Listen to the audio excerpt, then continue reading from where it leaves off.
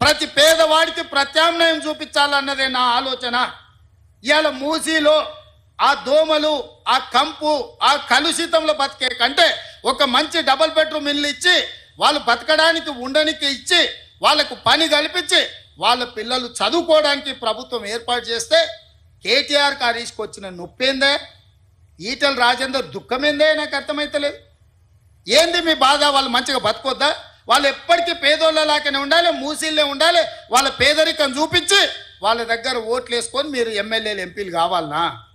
వాళ్ళు మంచిగా బతకొద్దా? వాళ్ళు మంచిగా బతుకుతే వాళ్ళ పిల్లలు చదువుకుంటే మీ దొరతనాన్ని ప్రశ్నిస్తారని చెప్పి ఈరోజు మీరు అడ్డం పడుతున్నారా?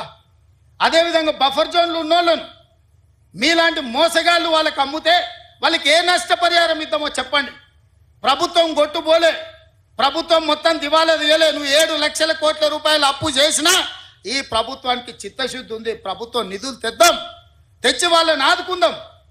ఏ విధంగా వాళ్ళను తొలగించడం ద్వారా వాళ్ళకి న్యాయం చేద్దామో చెప్పండి. చెరువులలో ఉన్న ఎఫ్టీఎల్లు తొలగించాల్సిందే, బఫర్ జోన్ అక్రమ నిర్మాణాలు తొలగించాల్సిందే, కాలువల నాలాల ఆక్రమణలు తొలగించాల్సిందే, మూసీలో ఉన్న అక్రమ నిర్మాణాల నుంచి బెడ్లో మూసి రివర్ బెడ్లో ఉన్న పేదల ఇల్లు తొలగించాల్సిందే, బఫర్ జోన్లు ఉన్నాయి తొలగించాల్సిందే. తొలగించేటప్పుడు వాళ్ళకి ఏ విధంగా ఆదుకోవాలనో ప్రభుత్వం ప్రణాళిక చేస్తుంది. మీ దగ్గర ఏమన్నా సూచన ఉంటే చెప్పండి. మొదటి ప్రణాళిక మూసి రివర్ బెడ్లు ఉన్న వాళ్ళకి డబుల్ బెడ్రూమ్ ఇల్లు ఇచ్చి తొవ్వ ఖర్చులకు కూడా 25,000 రూపాయలు ఇస్తున్నాం. ఎప్పుడన్నా మీరు ఆలోచన చేసిందా పేదోనికి ఇల్లు ఇవ్వాలి, పేదోని ఆత్మగౌరవంతో బతికేటట్టు చూడాలని? ఈ పనులు చేసేటప్పుడు పేదలకు వచ్చింది బాధ.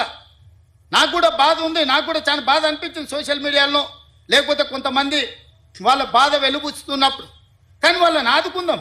ఏ విధంగా ఆదుకుందాం మీరు చెప్పండి, ప్రత్యామ్నాయం చెప్పండి. మీరు ప్రతిపక్షాలు అంటున్నారు కదా, 10 ఏళ్ళు పాలించడం అంటున్నారు కదా, పరిపాలన అనుభవం ఉంది అంటున్నారు కదా. మీ 10 ఏళ్ల పరిపాలన దోపిడీకే పనికొస్తుందా? ప్రజలకు పేదలకు సంక్షేమం అమలు చేయడానికి పనికిరాదా? రాజేందర్ గారు, నరేంద్ర మోడీ గారిని అడగండి, ఈ పేదలను ఎట్లా ఆదుకుందామో నిధులు తెద్దాం.